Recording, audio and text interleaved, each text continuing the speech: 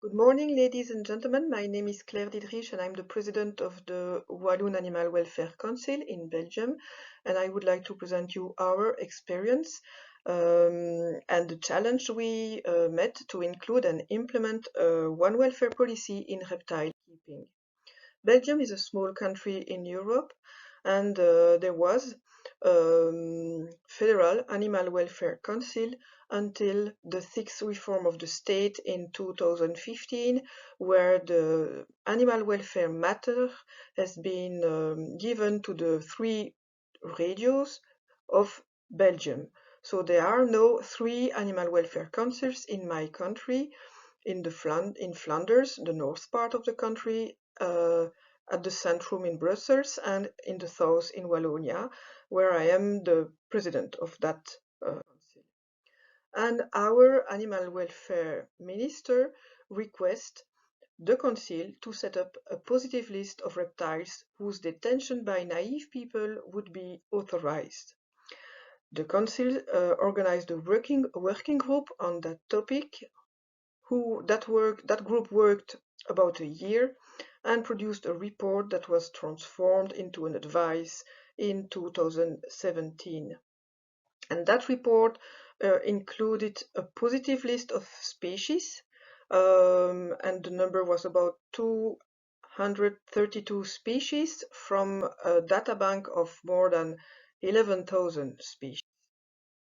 The criteria that were selected to decide or not to include or not one species were the easiness of housing the species, not only the habitat, but the size, the adult size of the animal, because you can imagine a snake of 10 meters long as adult.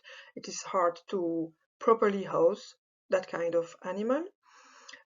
Some species present stress sensitivity to handling or moving, for example. Another criteria was that the species must be safe for human handling, and this explains why dangerous animal species were discarded. The next criteria was also to have enough documentation available to inform the future owner about the needs or the housing conditions of the species he wanted to buy. It was at the second instance also looked to ensure, nevertheless, the protection of some endangered species via the establishment of studbooks. It means recording the specimens held by those owners into studbooks to be able to trace those specimens. The included species can be fed with dead animals. So the use of living animals is an exception in our understanding.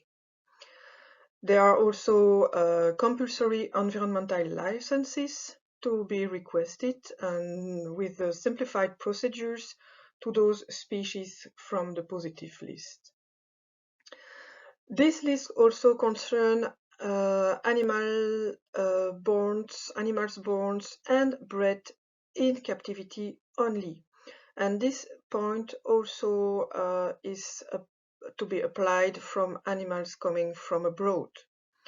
No indigenous species from Wallonia are included into this positive list to prevent people to collect some wild specimens and put them possibly in danger.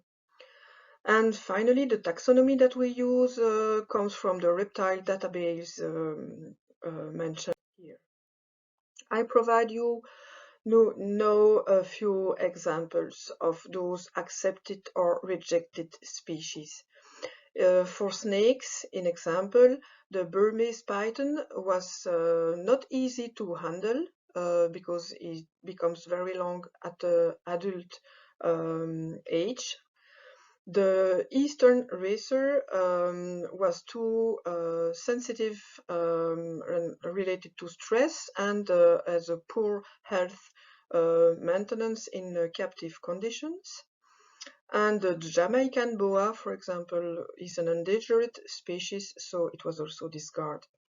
To the other side, the corn snake was considered easy to handle, not vulnerable, and with not so exposed to health problems, and not endangered.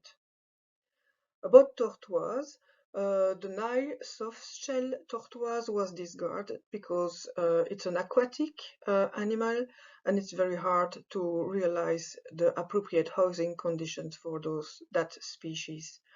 The diamond-back terrapin and the mata-mata have particular requirements concerning their habitat conditions or the food and the available food for that species, so they were discarded. But the box tortoise is easy to house, to feed, and to be provided with correct housing conditions. So this tortoise is included into the list. About lizards, Savannah monitor was discarded because it was a danger for human handling and health. And according to our experts, the Maquilhuetre leaf-tailed gecko was an unknown species, so very few documentation available, and this was also discarded from the list. To the other side, the bearded dragon was included. There were also additional conditions for several species. 11 lizard species are requested to receive a veterinary visit of their housing conditions before being the owner is accepted to keep them. This is for the example for the green iguana or the chlamydosaurus. About tortoise, there are an additional condition beside the veterinary clinic, the veterinary visit of the housing conditions. It's also requested that a stud book is established and those animals be registered in the stud book. Examples from those tortoise species are presented here with the China box tortoise and the Egyptian one. So you see at the Walloon level the process to implement one welfare policy in reptile keeping was the following: establishment, settlement of the working group, producing a report presented to the Walloon Animal Welfare Council, which turned it into an advice. And then with that advice, the Walloon government produced a decree which entered into force at the beginning of this year.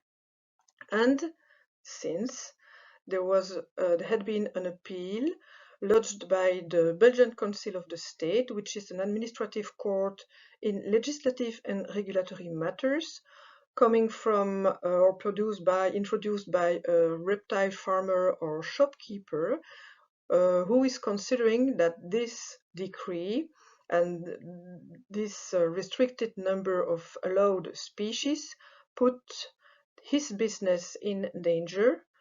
I show you how Belgium is a small country, and each of its area is rather smaller. So that's the argument that the farmer used. So, as you see, in Wallonia, there is a positive list of 232 species. What about Flanders? Flanders also produce a positive list from the work of another working group made of different people. So they produced a positive list made of 422 species.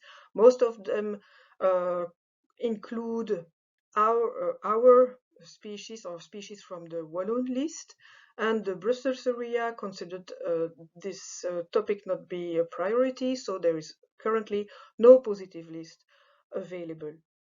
So this Belgian situation illustrates the global difficulty of establishing a one welfare concept. including the protection of the animals and the environment, as well as the protection of human beings, and in this sense, about the professional activity of some human beings, or illustrating the sensitivity of different areas in a country.